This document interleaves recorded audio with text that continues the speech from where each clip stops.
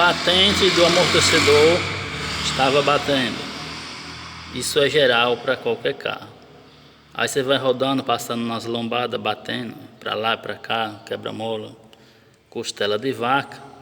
Só que assim, tem que fazer uma análise detalhada para identificar e chegar à conclusão que é os batentes. Esse aqui falaram que era, o problema estava na caixa de marcha.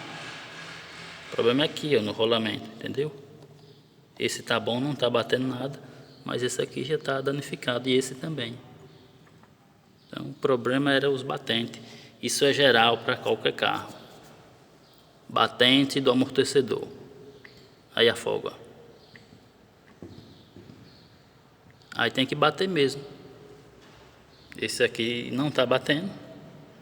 O rolamento está justinho, é usado, mas o rolamento está justo. Não está batendo nada. Então o problema era os batentes.